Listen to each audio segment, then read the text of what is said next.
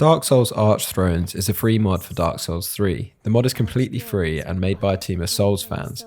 Their intention is to deliver a total game mod with its own lore developed from, in their words, the deepest secrets of the Souls mythos. The team that have developed this mod have also drawn upon multiple varied resources, some professional and some from the Souls community online, of which I'm sure you'll recognise at least one person of this if you're a member yourself. The mod is set up like Demon Souls. Your home base is a nexus and there are 5 kingdoms for you to visit and get up to your usual Soulsborne nonsense. In this mod, you are the emissary of Embers, and you must hunt down the gods of yore using their souls to keep the flame alight.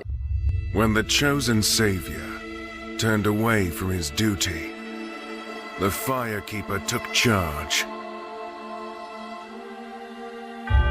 and 5 kingdoms gifted her 5 thrones to aid in the Firelink ritual and receive souls brought by an emissary of Embers. The Firekeeper's champion.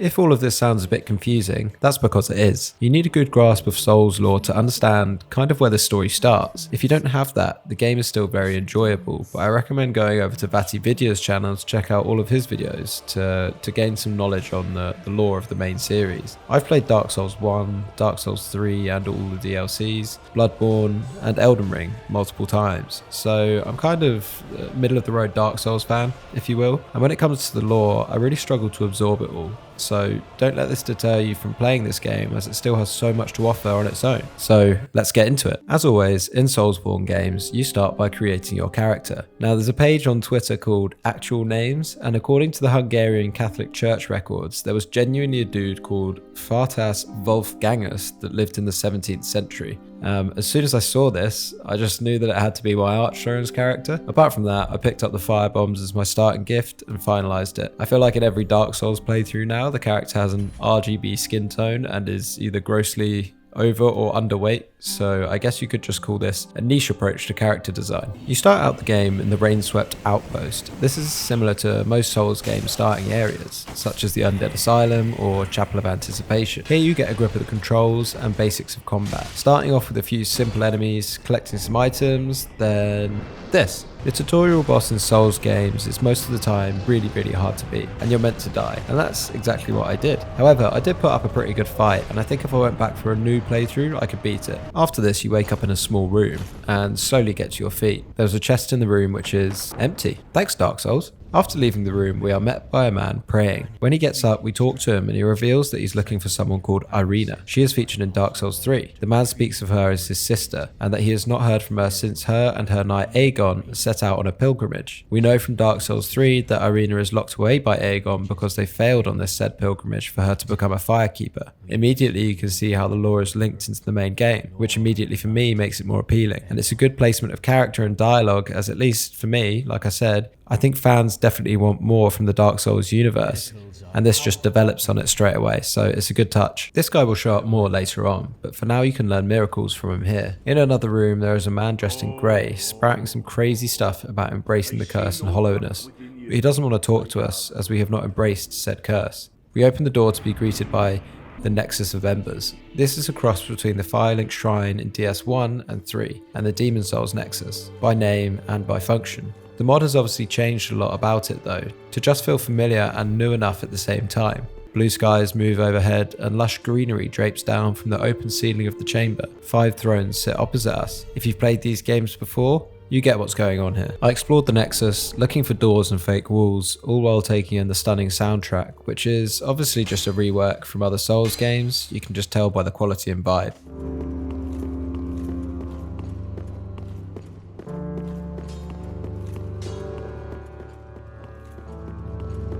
Except it's not. The team have made a completely original new OST. I cannot tell the difference, and it's expertly done. It's incredible how faithful they've managed to stay to the DS vibes while creating countless new tracks for this mod. Again, this mod is a free mod, and I'm going to go ahead and give the soundtrack of this a 10 out of 10 straight off the bat. There is no faulting it. To the casual DS player, you'd probably assume this was just reused from the main games. That's how good it is. After this, I speak to the Firekeeper lady, who, from the loading screens we can gather, created this nexus from her own free will, whatever that means. And she gives us a coiled sword to put in the main bonfire. We do this, then are quickly blown away. Welcome to Dark Souls. It only gets more punishing from here. I see a man in the corner taking a nap. When I get to him, it seems that he is actually dead. I took a moment in-game to examine the 5 thrones that stand before the bonfire. That looks like... oh, what's his name? Aldrich. Nope. That looks like Yorm as well. Maybe that could be the Lothric twins? Nope. And there's a wolf as well. What's that other one from Dark Souls 3? It's like Farron's Keep, yeah. Maybe.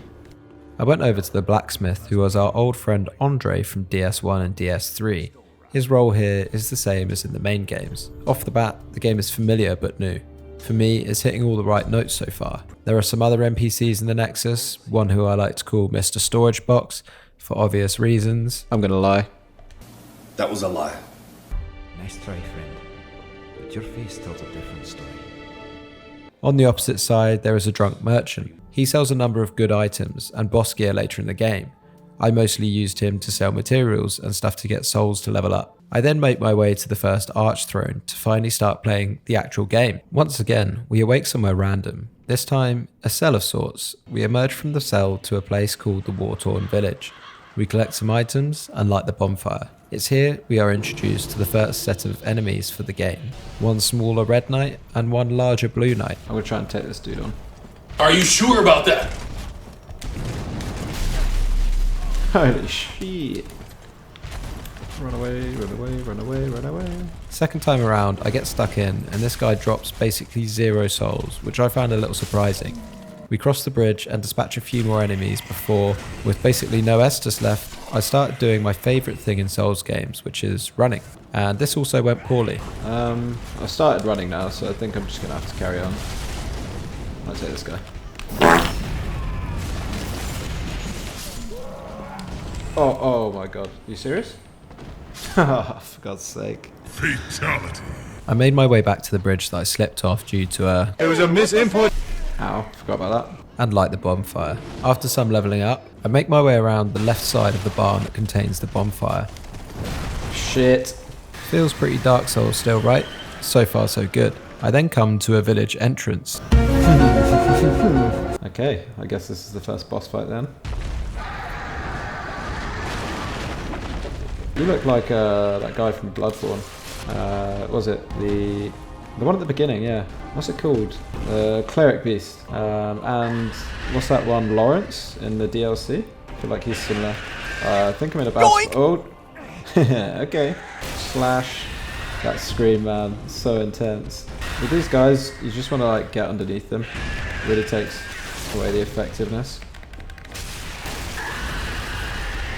So when they pull back, you just want to go up. Oop. And then when they do big attacks, you just want to try and stagger them. I don't know how I'm not being hit right now. What did he say? I think I'm getting a bit lucky, to be honest. Oh shit, yeah, this is the end. Just staying under his legs. Can't see shit. Okay, yeah, that's pretty dumb.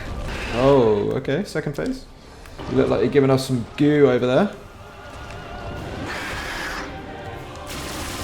Okay, yeah, I don't want to get... No goo, please, no goo. Oh, I can't really see where it is. No goo, no goo, no goo, no goo, no goo, no goo. This camera angle sucks. Oh, shit, shit. Got no Estus left. Let's try a firebomb. Shit.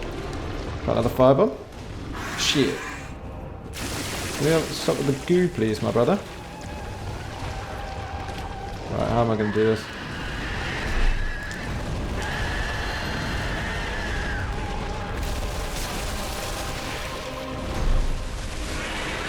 I'm so dead. I'm so dead. Might get this. Oh shit. Oh, this is close. Yes! Oh my god, look at that. Look at that. Thank you, Black Firebombs. Always a good starter item in the Souls games.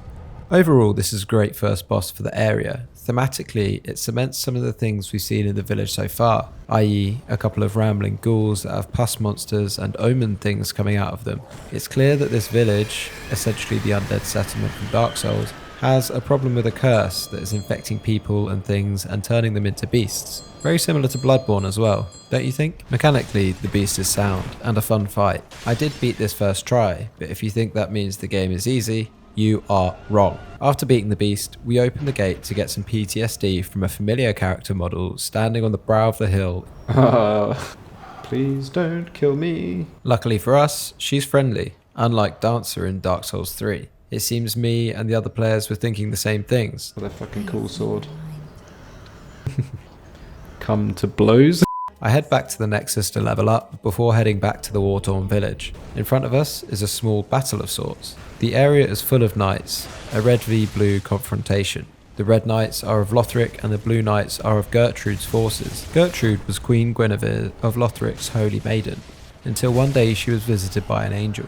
She had visions of miracles and truths that were in opposition to the culture of her kingdom, Lothric. Gertrude began to spread the message to others, and this was treated as heresy in Lothric. She was imprisoned and abused by Lothric knights so much so that she lost her vision and voice. But somehow this didn't stop the word spreading, and soon she had amassed a following enough to become a covenant. In Dark Souls 3, we find her body in a cell in the Grand Archives, but we still encounter her knights all over Lothric Castle. This area so far then has two story threads brimming to the surface, one of heresy and civil war, and another of infection and omen.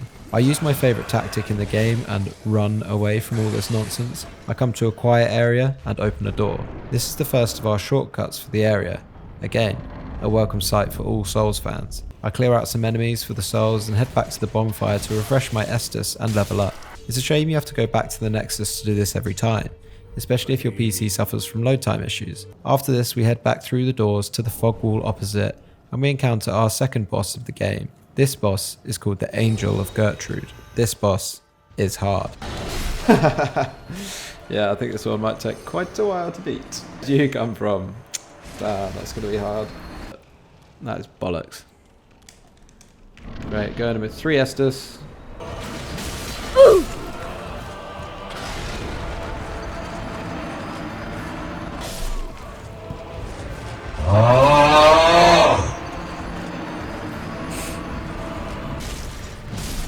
Nah, I'm done.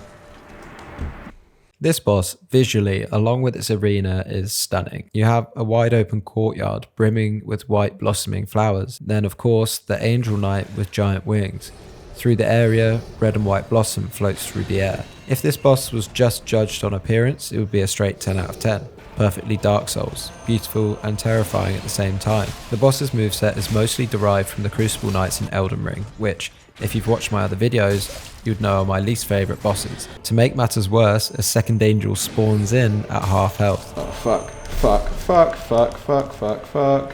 I honestly couldn't believe this when it first happened, as if they're chucking a Crucible Knight duo at me this early. I don't think I ever beat the Crucible Knight duo in Elden Ring. They were always the one boss that I couldn't get the hang of. And I also, recognising how underleveled I am here, do not beat them right now either. Holy shit. What is this, like Crucible Knight duo? I take the opportunity to do some more exploring and levelling up. I come to another bonfire in front of a gate. The Siege Golem is a fantastic early game boss fight. Once again, like the Angel, the setting is stunning, but this time the mechanics I think are much better. It feels like a combination of the giants in Elden Ring and the last giant from Dark Souls 3. Honestly, out of all the series, I think the mod team have done a better job than all other giant bosses in the mainline series, and I know that's a big claim. It feels agile, tight and varied, rather than just ankle chipping. There is a mechanic to take down the golem by chipping its ankles, which is really clever. You quickly figure this out, that you just need to hit both of its ankles each a certain amount of times to stagger the golem and for it to fall. This allows you to get the majority of your damage done in this way. The rest of the fight you'll be contending with multiple ranged and defensive miracles being casted. It's really well balanced and an appropriate difficulty for this point in the game. I had such a close call with it, narrowly losing on my first attempt.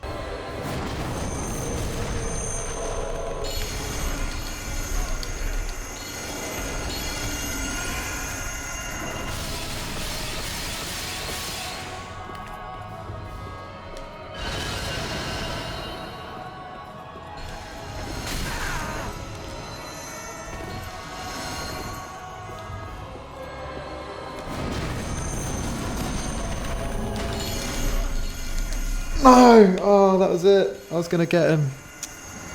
Oh, that's some severe patience. He kept just running away, man. Then beating it like this on my second attempt. Gonna be a close one. Ha ha ha ha, fuck's sake.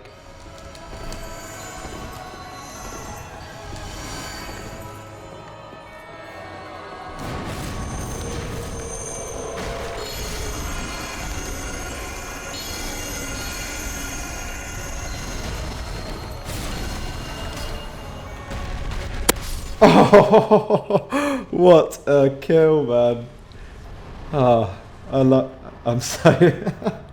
I'm literally shaking, man. Jesus, that is such a good boss fight. I'm literally just gonna... Whew, literally just gonna give a round of applause for that, man. That was unreal. Whoever's made this mod, kudos. After defeating the Golem, I run to the edge of the bridge and I met with a dead end. This really felt like somewhere I was meant to progress, so I'm a little bit confused. Anyway, the way to progress must be somewhere else. So I head back to the nexus to level up and carry on my journey throughout the village. Something worth noting for this mod, as it's just a mod and not a DLC, there exists little information online about how to progress, what weapons or build to use. So it feels like a real organic Souls experience. Figure it out for yourself is the only option really. Usually if I hit a wall in games and I can't figure out what to do next, I'll just go and look it up. Unfortunately here, this isn't always possible. Do I think this is a good thing? Absolutely. It's something that I touch on in my Metal Gear video. A thing I preferred about the older games, that you were responsible for figuring it all out. If you sometimes go and look it up online, you're going to just follow that path. You're going to miss things that you'd naturally go and look at and explore for yourself. And in Dark Souls, that's when you find items and weapons and other cool things. In my searches, I came across a sewer system filled with pus beasts and ghoulish undead. Deep under the war-torn village, in the dark and dank sewers, is where the second story thread is told. We encounter a boss at the bottom of a cavern called Omen of the Eclipse. This boss is also hard. Command denial.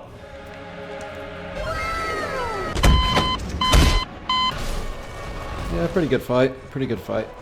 I reckon I'll have him soon though. Good.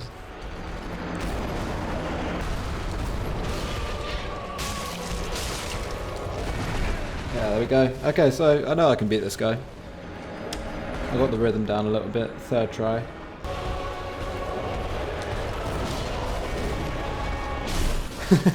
Fuck's sake. I did well. I got down to like half health on one Estus and then I just fucking... He's pulled out all these new moves that I've never seen before. Oh mate, I missed all those shots. I missed all my dodges. Quite a few times.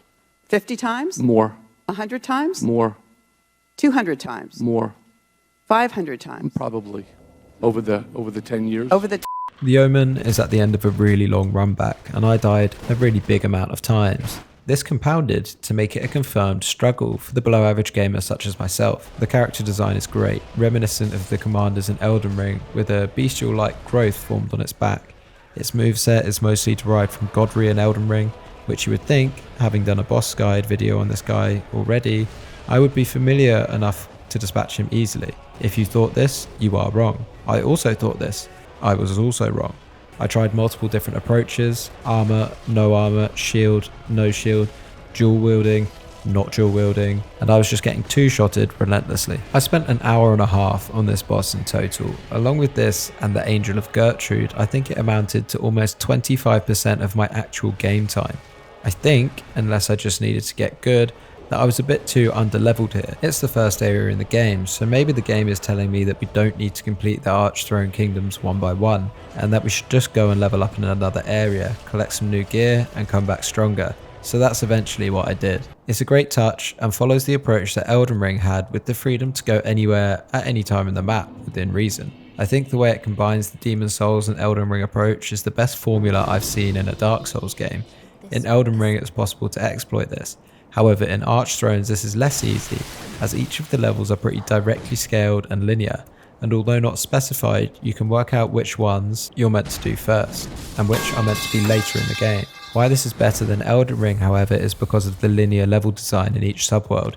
You can fight some smaller enemies, grab some loot from the opening areas, and it's valuable stuff at this stage, but you can't go much further if you're that underleveled. It works really well. Here, however, I made a bad start. I grabbed a meager amount of souls and decided to try somewhere else. Carthus of the Sands wasn't great either, but I did meet a woman who sold absolutely nothing. I decided to check out the Phoenix Tower, which upon first inspection looked like a pain also. I grabbed the bonfire and actually managed to kill 1.5 people. I found our friend from the Nexus. He's pretty upset that he cannot find Arena. If we played Dark Souls before, it sounds like he's going to go hollow. He gives me exactly what I was looking for. I noticed a dark wraith in the distance. Turns out he had a hard stop line where he couldn't cross. I made good use of this in order to cheese this fairly average enemy, who to me was dangerous, in the hope of getting lots of souls, and maybe some armor or something. I got some souls from him, but that was it. However, behind him I did find some weapons and some armor, so all in all, I guess you could say it was semi-worth it. After a pretty middling few visits to other kingdoms, I returned to the war-torn village to take on the Omen again. To sum things up, I was still unsuccessful, so I decided to go to the Cathedral of the Deep. I had a bit more luck here initially, clearing out some beastly dogs and wrong'uns from a graveyard before approaching the cathedral itself. This cathedral is a remixed version of the one found in Dark Souls 3. Instead of deacons, you'll find all sorts of bloodborne-looking motherfuckers inside. For now though, we have to scale the cathedral and avoid a number of ghouls and jump scares. Yes, jump scares. I picked up a number of useful items here, including an Estus shard. These things will help me going back to War-torn Village later. It was here that I actually had the one and only crash I was to experience in this game. Luckily, Archthrones put me right back where I left off. Oh no, my game's gonna crash. No. Oh, that's really good. That is really good. Thank you, Dark Souls Archthrones. Which I was really grateful for, considering I needed every soul I could get my hands on to level up and beat some of the starter bosses. I opened up a shortcut to a similar place where we find the shortcut in DS3 and continued the systematic extermination of everything in sight. Unfortunately, the giant skeleton thing I encountered had the same idea about me. After I eventually got the better of it, I pressed on to the cathedral rooftops. The enemies here were pretty easy, lots of weak, ghouly things that didn't pose any threat really. There was a moment where I got unreasonably scared of some small, weak spiders, however. Ew. Oh, you're spiders. You don't like fire, do you? No, not good. Alright, you just want to die? Okay. These guys, you look scary, but you weren't. Then I met... Oh, shut it. Yes, another giant skeleton, who I cheesed. That makes 2 cheeses so far by my count, but it won't be the last. I'll be having this. Murky moss. What is it? Fire arrow. Is that it? Is that it? What the fuck? Yeah, this is a gorgeous view, to be fair. Do you know what else would be a gorgeous view? Maybe a fucking... Oh, are those the bonfires and Farron Keep or whatever? Very Dark Souls. I love it. Oh my god, my god. He has been through it. Please, no! No! What? No! Oh. No! Fart ass Wolfgang is not looking too good. I mean, I get it, like, but... Jeez. We pressed on in search of a bonfire. Surely, instead of a bonfire, we found this. Have some of that. That is the dark soul. That's the darkest soul in Dark Souls. Purging Stone. I was low on Estus, so I decided to Ember before getting my brain fed on by Joe Rogan. Oh, great. Please let me go. Please let me go. A lot of ideas will come to you through acid. I've never done acid. Want to do it now? Mm-mm. Okay. I entered the church to hear an eerie chorus echoing throughout the main chamber, with a cloud of stars obscuring sight of the ceiling. Despite this dark beauty, I couldn't help but feel that I'd missed a bonfire somewhere, as the place was full of enemies. Oh, hell no. Oh, fuck off. Oh, this is just horrendous, really, isn't it? New enemies. Scary enemies. The type of enemies that look like they can do lots of magic from a distance, which for me is very scary. So I can tell you in hindsight that I had not missed a bonfire. I was panicked to say the least. I then saw hope in the form of a trapped friend. Please. Hello, I've managed to, if you facilitate my escape, we could be fast friends. Yes, please. Oh, fuck, it's locked. I've got to Ember. I've literally got to Ember.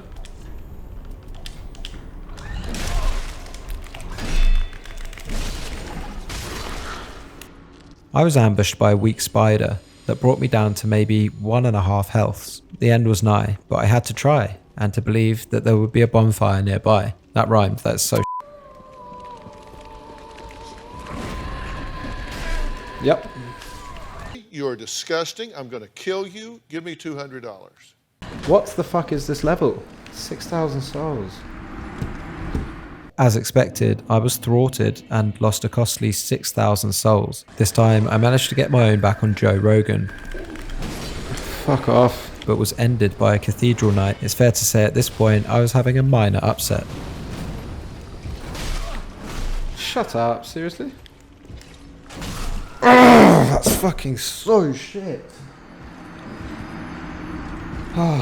Every single enemy in Dark Souls has like a boss's moveset. Just make them 20 times bigger and they could be a fucking boss.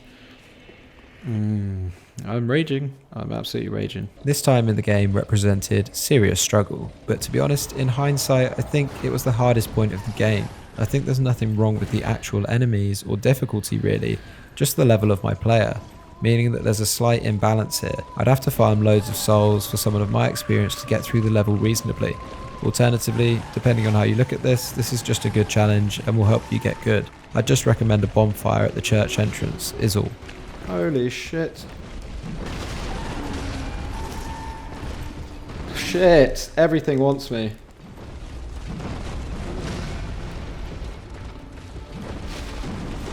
Oh, there it is. Let me sit down. Oh my god.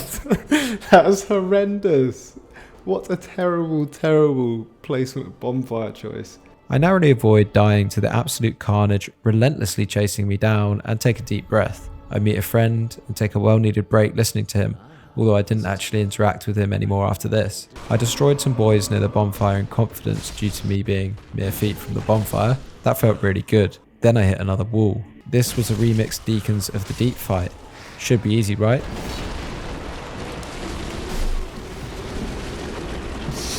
This is going to be an annoying one. I'm cursed? No. They remixed it by adding in bloody Aldrich, obese titan of hell, eater of burgers and people. This is one of those group fights, and I understand why the mod makers had to try and do something like this. All of the games have one or more, and they're usually middling at best. If I were to rank this group fight against other group fights in the series, this one again actually ranks really highly. It's just the format that innately is not enjoyable in Souls boss fights, but I understand and appreciate their inclusion overall.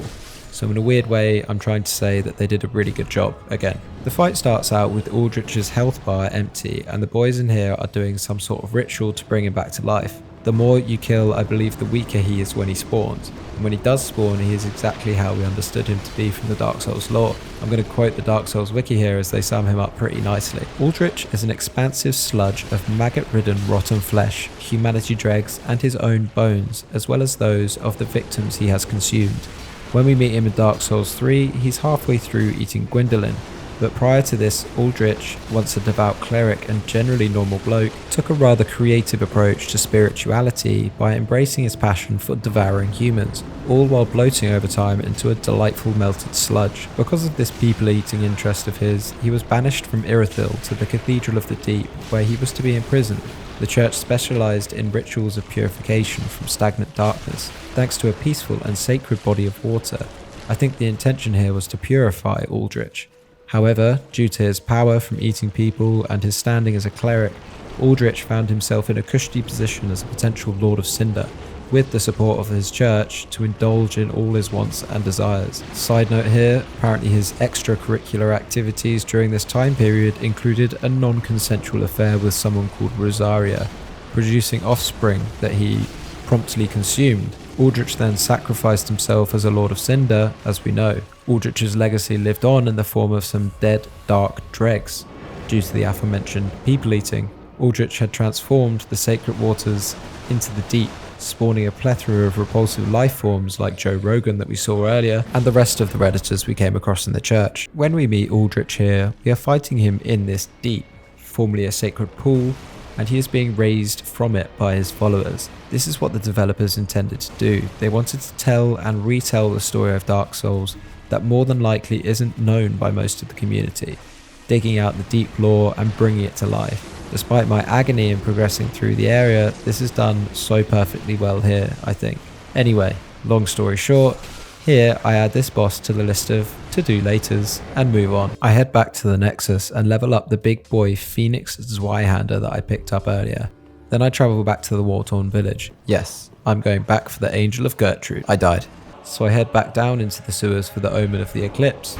But, I just keep getting on the... I don't know what to say. I'm just shit at the game. I'm just shit at the game.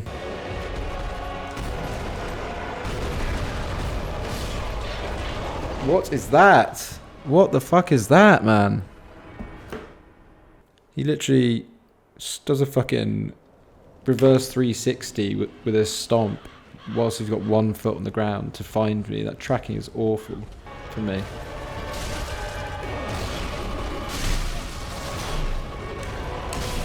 That's fucking... What am I meant to do, bruv? He's literally got me in his fucking kangaroo pouch, just whacking me in the head with his giant fucking axe. Literally put Godfrey in the first fucking area of the game. Like, what? Right now, you're probably thinking, Bag, are you sure you should be doing a video on this game? Are you sure you're even good enough? And to be honest, I was thinking the same. But let me just say, I was about to flip the switch. Off. But yeah, let's go.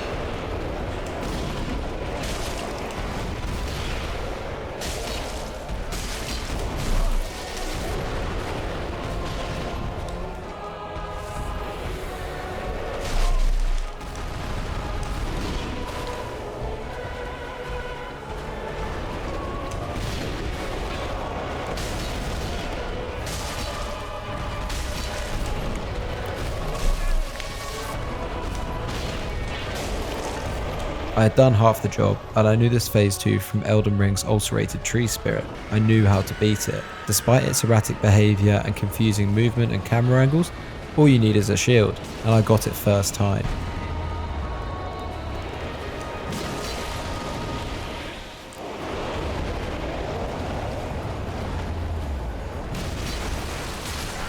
Oh my god, I did it. Can't tell you how much I hate my life right now. The bonfire then pranks me by respawning me right next to an Omen Lothric Knight. If I had no health and Estus, which I was pretty close to, then he might just kill me. Can you imagine how bullshit that would be? Anyway, that victory got me acting up. It got me downright horny to go and show the angel who's boss. I headed back to the Nexus, spent my new souls, and made my way back to the... Are you kidding me? Fuck off. Despite this, we were off to a cracking start, and I was into phase 2 and the boss's health bar was lower than ever. Some good RNG allowed me some one-on-one time with the Crucible Knight Ordovus.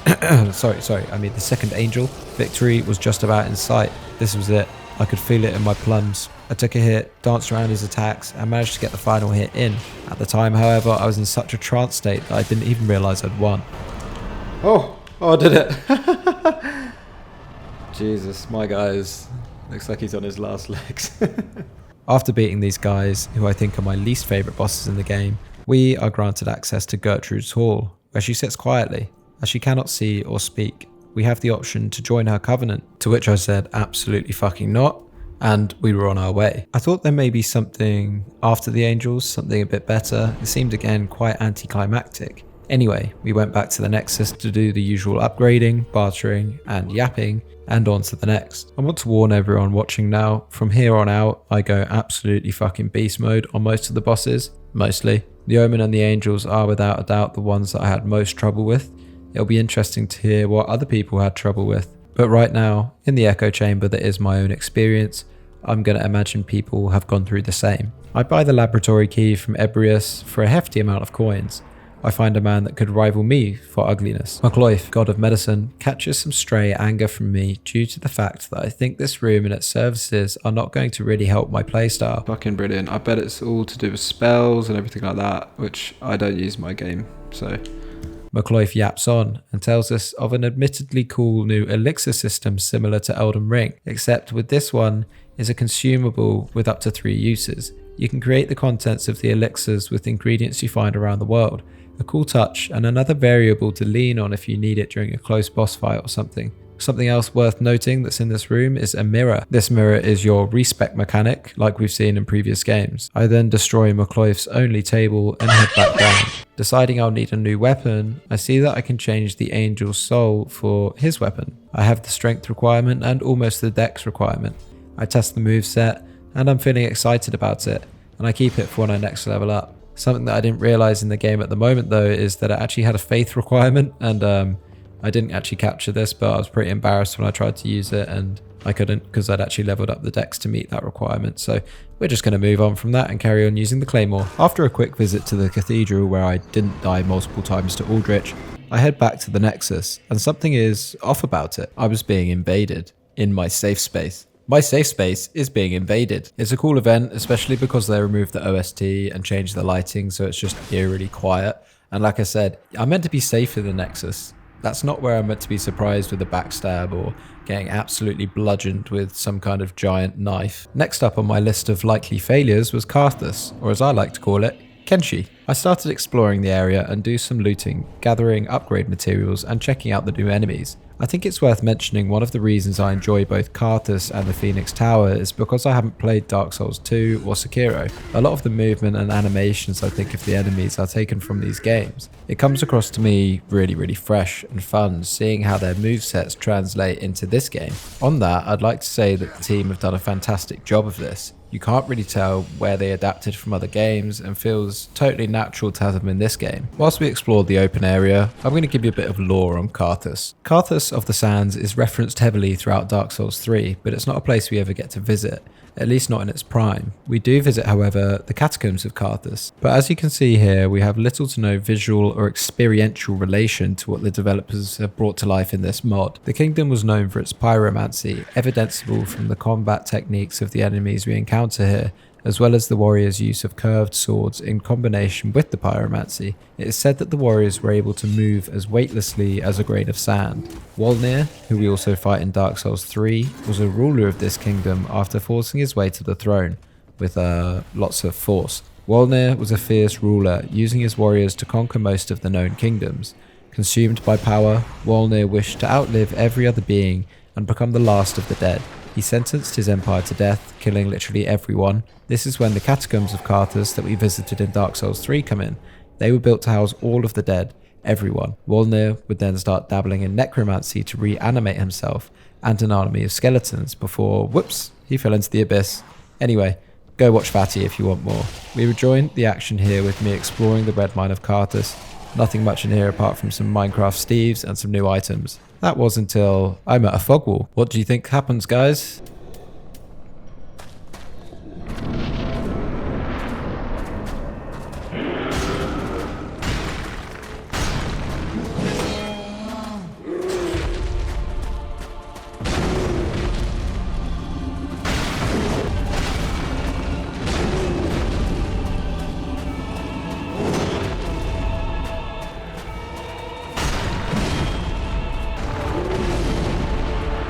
Yeah, I die. I fight a good fight, but I get dunked on eventually. I failed the big check. Moving on, I explore further to come to an entrance into a mountainside.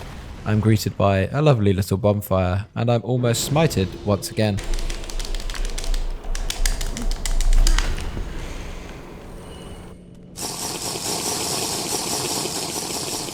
In front of me lies a locked door and 2 paths, one to the left and one to the right. I pop down the left side and pick up a cool looking weapon. At this moment, I decide that I would wield this weapon one day because it had a cool name and looked cool. In the door to the right, I got a jump scare. Unfortunately, I was the victim of the first bug of the mod.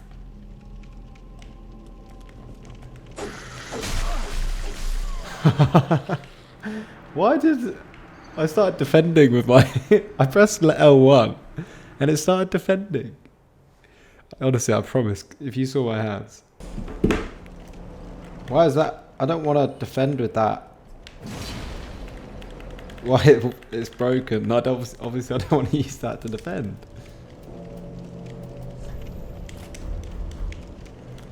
Why is it defending? I quickly shifted my setup around and fixed the bug, and I noticed that there was a woman again in the corner. This place has a number of ghosts and traps. I find the first bell in the right hand passageway, and as expected down the left hand side, I easily get past the traps to ring the second bell. Beautiful views. Unbelievable. I've never seen something like this in Dark Souls. It looks unreal. I absolutely love it. Worth all the pain that my character's gone through. After this, I go back to speak to Mr. Storage Box, and he gives me a really generous and nice and lovely gift, an undead bone shard. This increases my Estus charges, which is going to make the game much easier. Naturally, I'm pretty happy about this. I give the drunk Ebrius a Carthus red wine I found, and the guy just sips it there and then. I fully respect this. Ebrius then whips out his cargies and starts heading towards the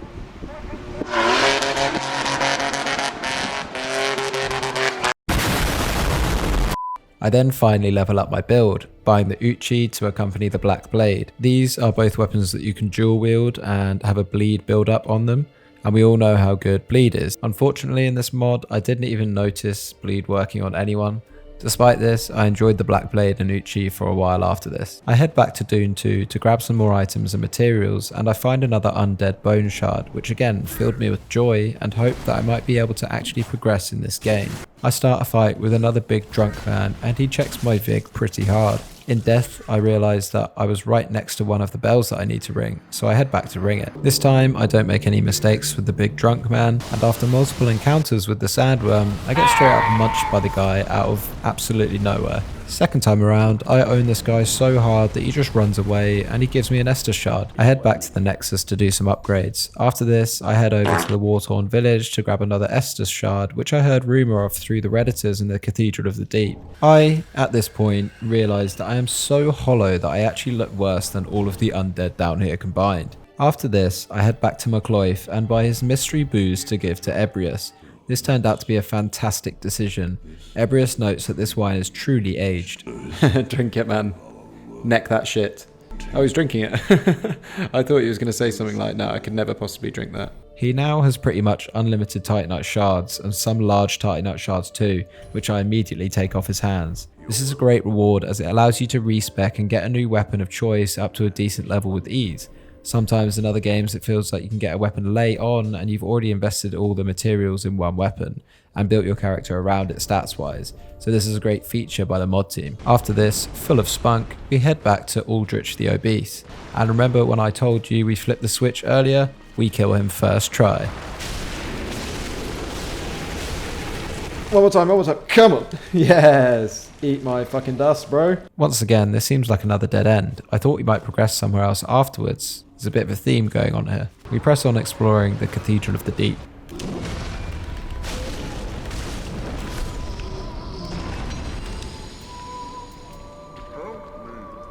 This is what I would have said if I wasn't so good at the game. I'm going so hollow. I hope this is okay. I feel like I'm getting more skinny. Big spider. If it's just you, I can definitely just take you. Who's singing? Right, that big spider is not gonna... There's so many spiders, I didn't even see the other ones. Come on, other spiders. What is this? Vorm of the... Oh, there's 3 spiders.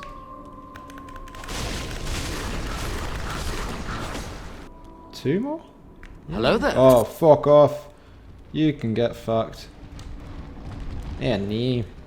Oh, no. Mate, surely you have a limit. Surely you have a limit. You are faster than me. Hello. Oh shit, hello. You're stuck. Well, I just cheesed you. Nope. Oh, you're still stuck though. We love to cheese stuff on this channel. I'm just a below average gamer. God, he's still got a hit on me. Aldrich's Ruby. Yeah, something. Monster ahead. Ah, is it a mimic? Yes. It's breathing. I love this shit, man.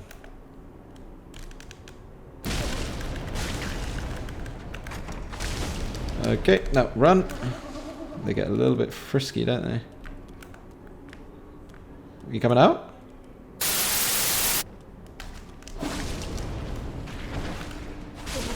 Okay. Sorry if I put you off by calling you frisky, bro. I push on down some stairs and eventually open up a number of doors connecting me back up to the beginning of the area. This is always a great sigh of relief in Souls games, and I'm glad the mod team has utilised them again in the level design. It's a great reward for clearing out the area and makes it easier to come back if you want or have the need. This also unlocks a new lift to the top parts of the cathedral. We then come to a fog wall. Inside, we are greeted by a man called Saint Eclipse, which is a very cool name. Unfortunately, he's not a very cool guy and is just secretly a godskin noble. Visually, this boss is beautiful and I love the arena.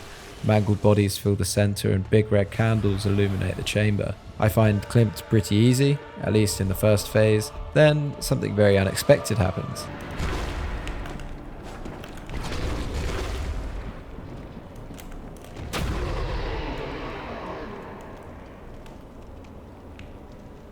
Oh god, what's going on?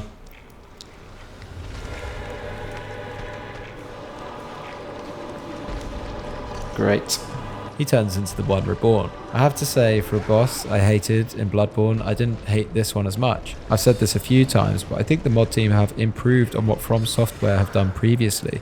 Mechanically, this fight felt sounder, albeit easier. I then died to this easy boss in a way much like looking at this thing is tough to stomach. Oh god. This is a joke.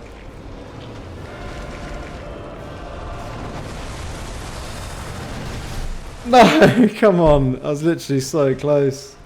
I do, however, get him on my second try. I head back to the nexus to level up, and that's when I remember there's a guy in the back room upstairs that loves all things cursed and hollow, of which I am now both. He opens up his shop to me and I can finally buy an item of clothing to hide my ugly face. I also buy what seemed like a totally pointless ring, one that makes you look human when you're hollow.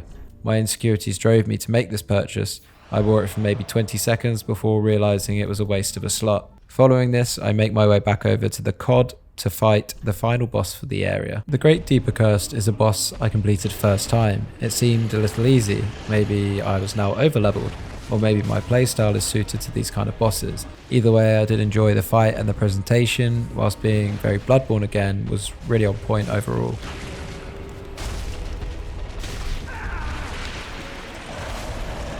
Is he dead? Is he dead? I was just literally running and pressing R1. I think he's dead. And with that, that was all of the bosses for this area. Again, I was expecting more, but I guess it's just a free mod, right? Back at the Nexus, I have a quick makeover and level up. Back in Carthus, I'm going to do the final bells. Oh, there's a bell. Yeah, good. Sick. I'm in so much trouble when this animation is finished.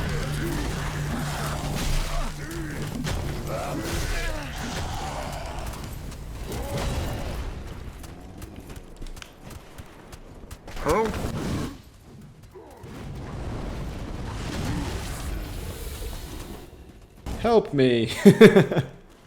Run away. Oh my god, he's on. I think he might be on my tail. Did it say the necromancer awaits me? I feel like this is the boss battle. After this, we have a meeting with necromancer Obadiah, Wolnir's right-hand man and a fierce warrior. I think this was the best boss battle in the game. I'm assuming his moveset was ported from Sekiro because I haven't seen it before, which means it felt so fresh to me. It took me 5 or 6 tries to beat him and it didn't feel unfair to make it difficult. All in all, great fight.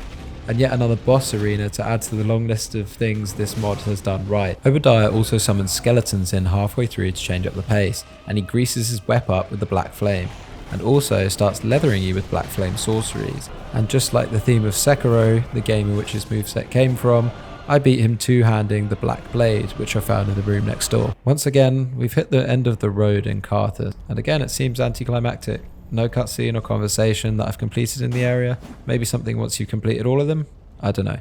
However, we are a decent way through the game. 3 out of the 5 Archthrones have been chefed up by yours truly.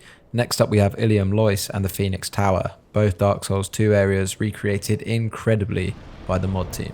Let's go. At Phoenix Tower, the first mobs we face are some big boys with big swords and shields. These old knights might look intimidating, but I actually found them really easy to deal with. When you strike them, you hear a crumbly, rocky sound effect. This ties into their lore that their armor is so old that it's crumbling. The smaller hide knights seem to have a hybrid moveset of moves from Sekiro and Elden Ring. They are also pretty easy to deal with, but I found it like a fun, nice release from the difficulty I faced elsewhere. Without a doubt in Souls games, if things are going smoothly, there's usually an issue just around the corner. I think I find an invisible bridge here, so I chuck a prism stone down to confirm. I was wrong. I've been wrong about illusory walls so far, and I actually think they don't include any in the game. If I'm wrong, let me know down in the comments. I come to a room with two options again, left and right. I draw out the big enemies to avoid being overrun and take them out one by one. I then famously say, I feel like they need to turn the difficulty up or something. Like, something's not right here. Hyde is apparently one of the oldest civilizations in Drangleic region. The tower we see in game used to be the Tower of Flame, now assumably the Phoenix Tower. Cathedral of the Blue still stands as it did in Dark Souls 2, so generally not too much change here. As I understand it, they've added map elements from Dark Souls 3, like Yorm's boss room, and parts of the profaned capital and reskinned. It's done really well. Unlike what they did with Carthus and Cathedral, it's not a drastic change. However, playing through this area was probably the most enjoyable Archthrones out of all of them. I love the vibe of this place. The enemies were fair and tight from a combat perspective, which is interesting as I'm sure many of the movesets are taken from Sekiro.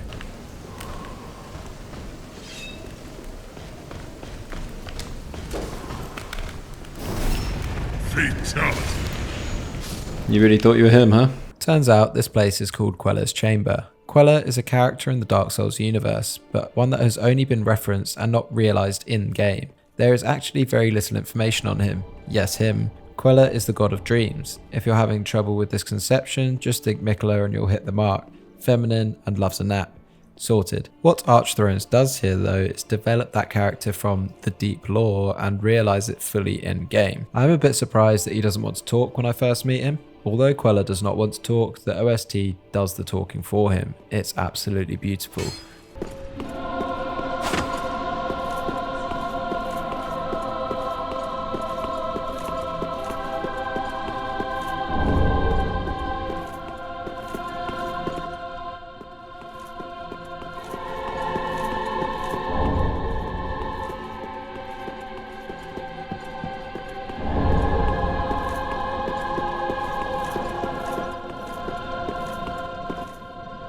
We'll come back here later, but for now, we're going to press on. At this point, I did not realise how much pain I was in store for. Allow me to introduce the Disgraced Knight. And I actually come really close to beating him first time, but that was not a signal of things to come. So, let's do a list of what the Disgraced Knight's strengths and weaknesses are. 1. He's fast. 2. He's agile. 3. He has 2 phases. 4. He has lots of interchangeable combos. 5. He's armoured, so he's not weak to slash, which is exactly what my weapon is. 6. He doesn't leave many openings. 7. He hits like a train. 8. He has a Sekiro moveset. 9. He can repeatedly parry you. 10. He can use magic. 11. He can disable your Estus flasks in a really funny way, may I add. 12. He reads your inputs. 13. He has throwing stars. And that's about it for the strengths. Let's move on to his weaknesses. 1. His poise seems to be fairly low for a boss. Okay, so that wraps up our strengths and weaknesses. So yeah, I'd say a lot of people are going to have trouble with this guy. Outside of his boss room, you'll find a giant mace, and this is actually a clue. It's saying, hey bag, try this. I also picked up the necromancer's kindling earlier, which allows me, when embered, to have a big skeleton supporting my attacks when I attack. He then appears and attacks after me, and he actually has decent damage. I mained this for the rest of the game, and I think it's a new feature, and it's up there with one of my favourite additions that the mod has made. Something I find really funny about this guy is when he, as I said earlier, makes a little noise and throws paracetamol at you. This disables your Estus, but there's something about the animation which just really makes me laugh. I'm going to let my final attempt at this boss play out in all its glory.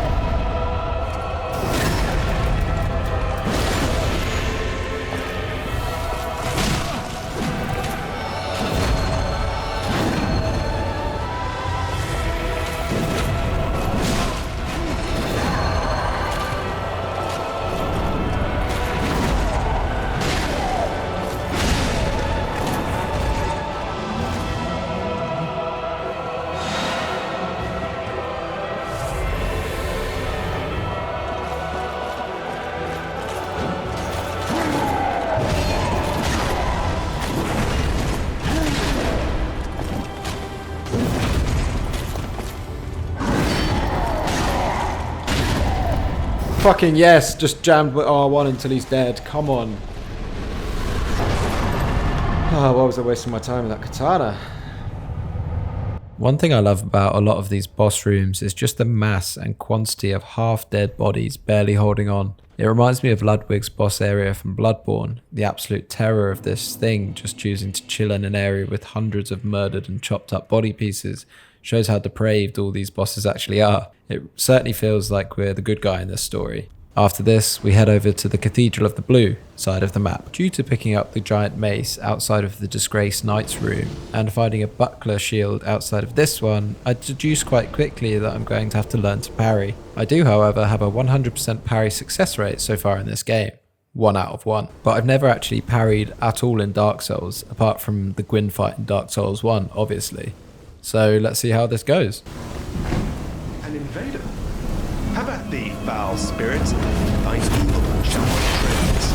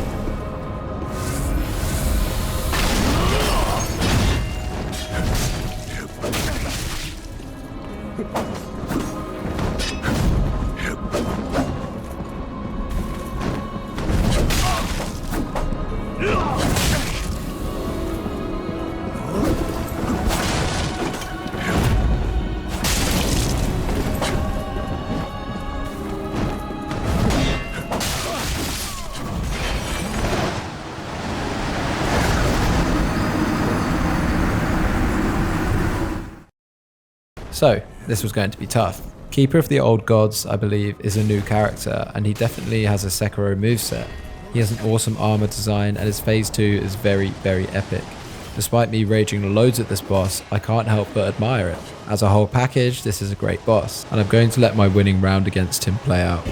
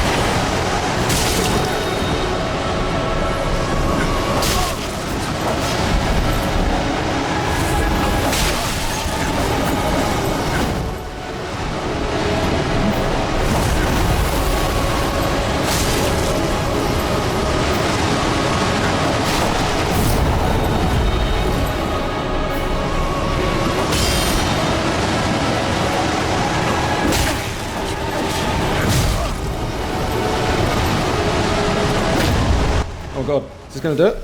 Oh, he's got 1 health left.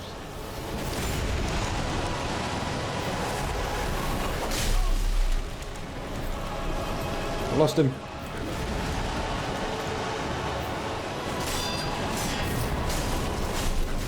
How's he not dead? What? No! What is that bullshit? Oh god.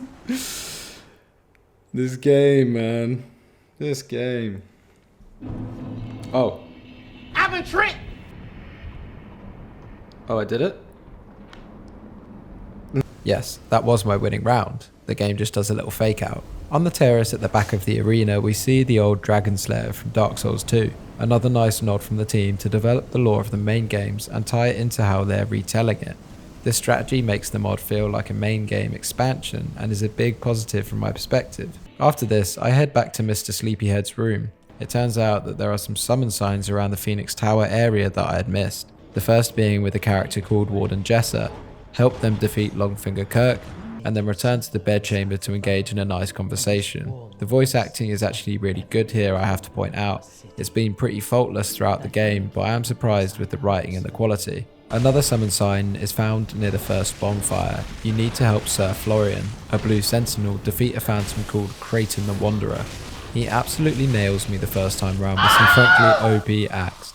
Second time round, I show him who's boss. Heading back to Quella, I speak to Florian. I'm not too sure about the story of what's happening here, but maybe if you know why there is an invasion and why there was a jailbreak, let me know. Florian then wants me to try the trial to become a blue sentinel. I obviously accept because I'm unreal at the game, so I'm going to have no trouble with them. And I sleep in front of Quella to enter the dream. Please don't be a hard boss fight. Don't know why I've started this, I really don't. I'm really at my wit's end already. Face adversity and prove thy worth to Quella, god of dream. Great. Another gank fight. Not the first, not the last. This one wasn't too hard though, and I beat it in a couple of goes. The concept is cool, entering a dream. It fits well with Quella's character, but other than that it's visually a little dull, and the moveset of the two isn't the most exciting or challenging. I know what they're trying to do, resting on the principles of one heavy and one light, but they switched it up a little with Jessa, the larger of the two, being more aggressive. And it's okay, mechanically it's sound, so we'll just move on. After this, we don't get to speak to her. I joined the Covenant because honestly, they seem like the only good guys. All others don't seem 100% good, or even near 100% good, or even good. I'm sure I'll come to eat my words and they'll be the most evil of them all, but we'll see. But there's more, and this is pretty smart. So if you sleep in front of Quella again, you'll do a boss rush mode. Something that these games were crying out for in my opinion. I didn't try it in the game, but it seems like you can also obtain their souls again if you sold them or ate them like I did with almost all of the boss souls. But yeah, great feature. If you weren't impressed by the game already, this is surely a fan pleaser to get people on side. Moving on, I decided to head back to Carthus to finish off the apparent last boss of the area. Once I arrived, I beat him first time. Pure skill, of course.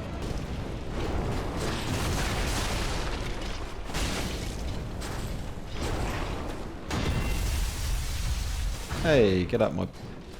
He's so just clipped through the map. Oh, hello. Got the Titanite scales. Come on. Lol. Thank you, Archthrones. I mean, I had him anyway. He wasn't going to hit me, was he?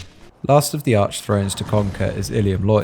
When we arrive, we meet Sorig, a Night Slayer, and he gives off strange alpha vibes. Iliam Lo is from Dark Souls 2 DLC and has some interesting lore.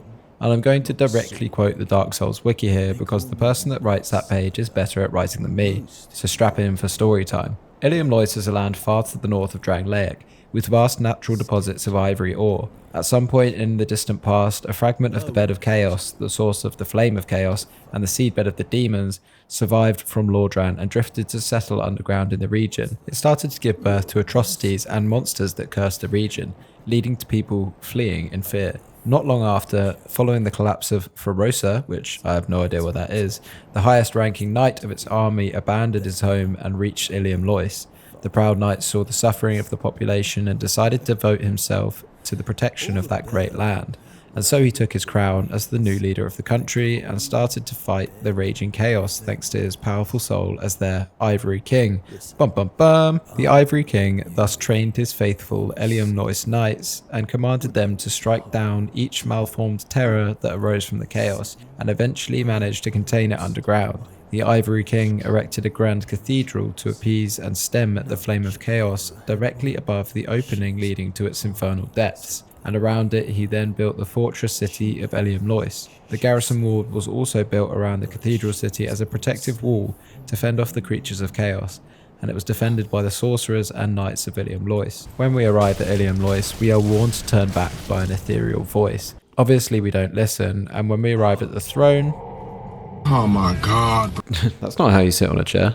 We are transported back to the beginning. Do I just have to keep running back? Or maybe I'll talk to my... Foolish emissary. Oh, fuck. Drowned in the stench of curiosity.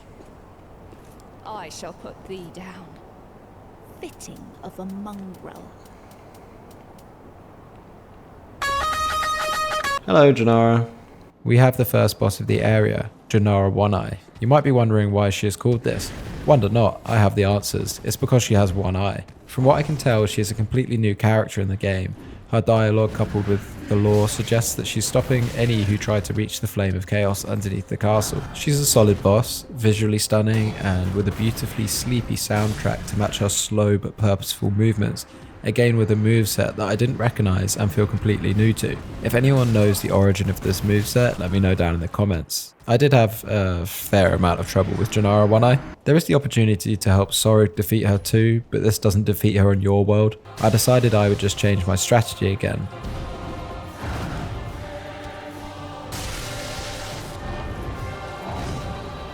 No. Oh god, I cheesed the fuck out of that end bit. I cannot do that phase 2. Jesus Christ. Easy dub. Right, give me a bonfire, man. Further into the castle, we meet Saria. I hope that was a mistake. Please don't fight me, I mean... Is he facing the other way? Yeah. Hello. Hello. Don't mind me. I'm just out It's here like a serpent making a head. living. Fucking cool helmet. Saria. You could say I'm a collector of I love your build. I love your look. I love you. Please don't look at my ugly face. After this, we grab the bonfire in the throne room, and using Janara's one eye, we can actually go through the fog wall below the bonfire to another boss. Just next to this initial fog wall, however, we see another summon sign, and we can enter into Sorag's world to help defeat Kreml. Sorag claims that he is no longer the god he knew, and we begin the fight. Kreml is mentioned in Dark Souls 2 as a god of vengeance. I don't fully understand what's going on here, but here is what I can gather from the fight. Throughout the fight, Kreml released Iliam Lo knights that were previously frozen. As we know from the lore, they were down here to kill any abomination that came out of the fire. In phase 2, the knights turn on him when he is using fire. His character model slightly changes too, as he becomes blindfolded. It's inferred that the flame of chaos has corrupted this once great god. The knights are simply following the orders given by the Ivory King.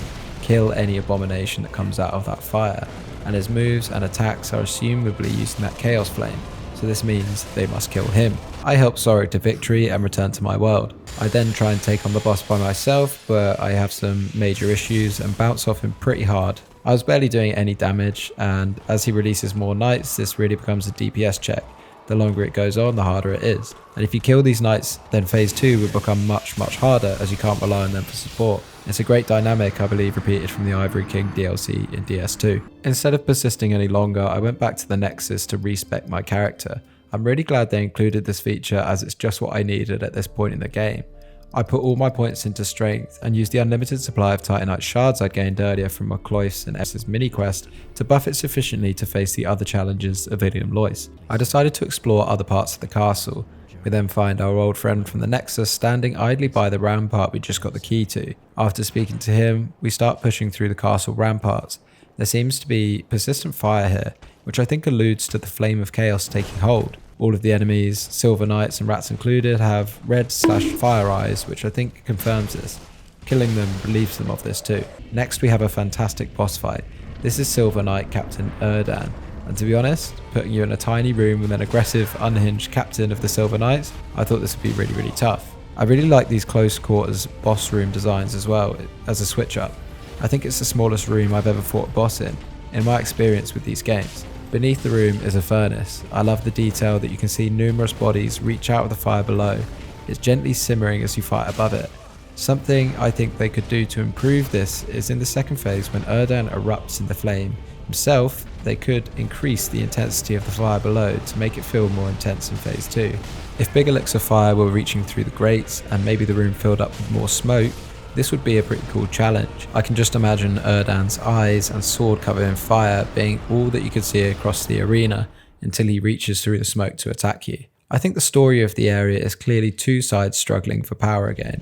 The castle ramparts are full of people and things that are overtaken by the flame of chaos, and the castle stands firm, protected by Janara to hold back any that seek the bed of chaos below. However, to beat Erdan, I just kept circling around his back and doing damage enough that I got him sussed pretty easily after a reasonable amount of tries, of course. I haven't mentioned it much, but as the game goes on, the bonfire placement has been much better, where there is a really hard boss. They've made the runbacks much kinder, so thank you to the mod team for that. In hindsight, due to my level, I'd actually say the earlier areas are some of the hardest, and to be honest, this is mostly due to the bonfire placement. Usually the game gets a bit harder as you go on, but it's done in reverse here, or at least it felt like it for me. Anyway, I thoroughly recommend persisting with it because it gets better as you go on. After this, we proceed outside to a place called the Boreal Outskirts. This place is filled with wolves and knights of Iliam Lo. I noticed that this follower drops a large Titanite shard and decided to farm him. This took a long time, and I gathered a decent amount of souls for this farming method, so I'm going to cut to after this is done. Yeah, so guys, I've done a bit of farming. I'm gonna come. I've still got the mace. I picked up the frost guys, the frost knights armor. I can't remember what they're called, like outrider knights. What is that even the right term for this game? I don't know, but I picked up this armor from them. I've upgraded this bad boy mace to +5, which still isn't really good considering where I'm in the game, but yeah, give a fuck, we're going with it. As you can see now, I got that big daddy drip and upgraded my giant mace to +5. I was ready to deliver pain to anyone that stood in front of me. After this, we approach a camp full of undead legion with a few surviving followers. In the distance, we can just about make out Sigurd? Well. If it isn't an old friend. Very, very nice to see you. Ho, ho, ho. Oh. Jolly good. Haha, it's me, Saria. Ah. I got not as exciting. We return to the fog wall to take on the boss. It's another gank, similar to the fight in Dark Souls 3 DLC with the Grave Lord and his wolf. This time, it is one Abyss Watcher captain and a Great Wolf that makes up its phase 2. The creative lead for this game was interviewed by Rusty over on his channel. The name is Art Nobody, and here's what they have to say about this fight. I think the most well done boss in the mod is Hattie and Skull, the Abyss Watcher and the Ice Wolf. Because, first of all, you see all these Abyss Watchers everywhere across the entire game. Like, oh, so now they've established a presence that you're thinking about. Like, oh, they're out and about here and there. Then we built up, oh, this is a place where Chaos Flame was doused with ice. And now this place is suffering from this profaned flame, which Andre in the original game says is abyssal in nature. Then you go into the outskirts in what feels kind of like the Painted World level from the original game. And then you approach, and oh yes, because there's members of the Undead Legion here, now we're fighting one of their captains. But because like the specific topic or story, micro story of this level is that there is a fire that is, sealed away in ice. Now there's an Abyss Watcher who is partnered with an Ice Wolf to help deal with it, right? So first of all, like all the good story build up falls into place. So, oh look, of course I'm fighting this Abyss Watcher who is using ice because I guess this dark force that still manifests as a fire is best fought with ice, right? And then in phase 2, the wolf comes in, and I don't know if anybody noticed this, but if you kill the Abyss Watcher without killing the wolf will consistently revive him. Interesting. I didn't know that. Yeah, kind of like the Prince Lothric boss fight in the original game. And of course, there's that idea from the original Abyss Watchers fight that because they are undead like you, they keep getting up. But also, there's the idea that the original Abyss Watchers owed their strength to the Old Wolf of Farron. In terms of that being the most well done boss fight, is not only is the fight fun, like mechanically fair in terms of duo gank fights, right? But it also oh, I know about the Angels fight, I know. But it also has all this all these threads woven together in a way that's extremely satisfying. That does make sense. I think having the story, like you said, like having the story of a specific area kind of escalate to the point where it builds up to a very specific boss fight, I think that in and of itself is a good payoff. Yes, with a very specific gimmick too. Like, oh, of course the wolf is going to keep reviving, I think his name is Rhymeblood Haughty, until you kill the wolf. And of course this Abyss Watcher is fighting with a wolf as a companion. Like every decision there makes sense. I recommend going over and listening to the full interview if you're interested in seeing some of the processes behind creating this amazing mod. But it's great to hear how Art Nobody wants the game's lore to make sense to the fans. It blurs the line between main game and mod. For me at least, I forgot multiple times that I wasn't playing a legitimate DLC for the game, and this is achieved through that faithfulness to the lore as a cornerstone for what they've created. Saying that, I just want to clarify that Archthrones is so much more than just this in terms of quality and scope, but this is one of the key principles that makes the rest of what is good about it so palatable for me, personally. We dispatch Hattie and Skull, who, by the way, are named after two gods in Norse mythology, who chase the sun and moon. After this, we return back to the Nexus to do some upgrades and eat some more souls. After this, we head back over to Phoenix Tower to speak to Flynn. We're going to purchase a horn from Flynn. On the item description, it denotes that if blown in view of the Phoenix Tower, you'll be granted an audience with the elusive and mythical Hyde Phoenix.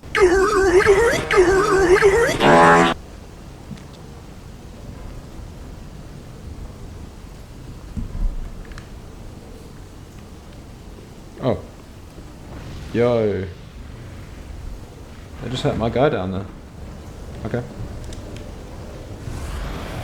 Okay, I'm coming. That looks good. Very cool. I will be coming down to do this boss fight with my big mace. I'm sure it's going to be horrendous. I'm sure I'm going to get very angry. After a cool cinematic, we head down to face it. Now, this boss's entrance is really, really cool, of course. Visually and from a lore perspective, it is very epic. Up close, it's going to give you a small opening and mostly fly away to create distance and hit you with some fire attacks. There are some cool attacks where it phases out and it will fire a literal firebird at you. I think the model is taken from the Sanctuary Garden from Dark Souls 1 DLC, and I'm not really sure how it all works, but I think the moveset doesn't feel super tight, like most of the other bosses mechanically do. One question I had, which some of you may also be thinking, is that this looks more like a griffin than a phoenix, right? I don't know, maybe wrong, but I don't know if they could just get a phoenix-like model for the fight or what. I really don't want to say anything negative about this mod because who am I to criticize this for one, and two, it's legitimately an incredible mod. So it doesn't really deserve me sitting here to go and shit on it.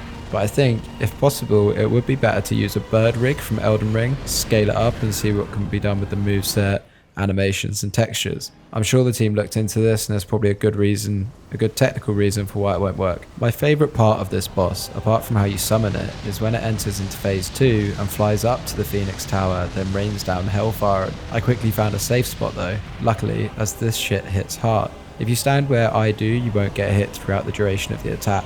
I actually get it down to like 1 health and then start choking the hardest. Watch this.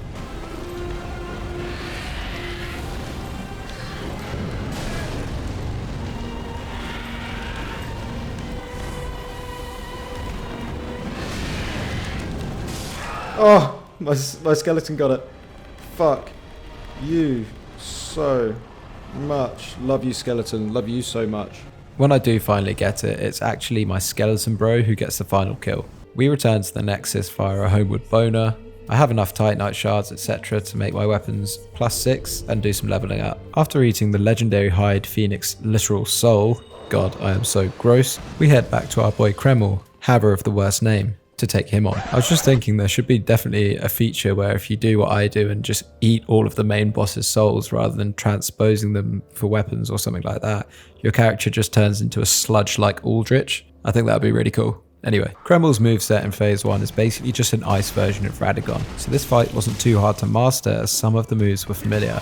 However, I did certainly struggle with damage output before turning to the mace. In phase 2, we have the help of the knights to offset his upgrade in power. His fire attacks are pretty devastating. Most of them have a huge AoE suitable for taking on multiple opponents. He takes down all of the knights. I'm out of Estus, and it's looking close. But obviously, we win, or I wouldn't be making this video, would I? Now guys, there's something I haven't been telling you about this mod. 20 hours and 19 bosses later, we have completed it. You might be thinking, as I've mentioned throughout, the end of the areas all feel a bit anticlimactic, like you beat the last boss and nothing happens. Well, what if I told you that this free mod was just a demo?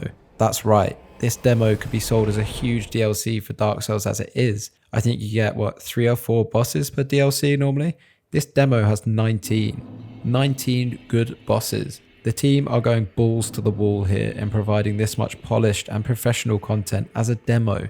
Can you imagine the scope of the full mod when it's released? I for one cannot wait. I had to actually repurchase Dark Souls 3 and all the DLCs to play this on PC, and it justifies every penny, and I cannot wait for the full mod release. Here are my closing thoughts. Like, if that was created by From Software as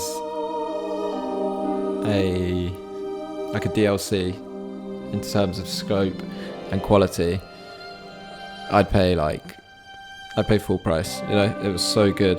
The settings were good, the boss fights were good, like that one-eyed gal in the frosty place, that was awesome. Just the setting of that, obviously that final battle, amazing. Iliam Lo was, I think, my favourite. Like, the bosses were hard. I imagine it's not going to be everyone's favourite. But yeah, also Carthus of the Sands, like, what an amazing, like, desert area. You never get desert areas in Souls. I'm so glad they went to there, because obviously it's hinted at in a lot of the lore, like all of the swordsmen of Carthus and stuff like that, and the sandy biome really suits it. I loved it. So they've taken it to places the series hasn't gone before. They've done a lot. I love it. And plus Vati videos in it, so obviously it's going to be loved. Overall, Archthrones provides a huge amount of professional and polished content for absolutely free. It is simply incredible what the team have achieved here, and it's just a demo. I really can't get my head around how a team of small modders can do this, and huge studios are releasing AAA games. They can't even get the basics right. The team deserves all the flowers they get and more for achieving this. Thank you all for watching, and thank you to the team responsible for creating this masterpiece. I can't wait to dive more in the full version. I'll leave a link to their website down in the description if you want to get your hands on it. I've been the Below Average Gamer, this has been Dark Souls Archthrones, and you've been a very good person if you've watched this far. Don't forget to leave a like, comment and subscribe if you enjoyed. Love you all. Bye bye!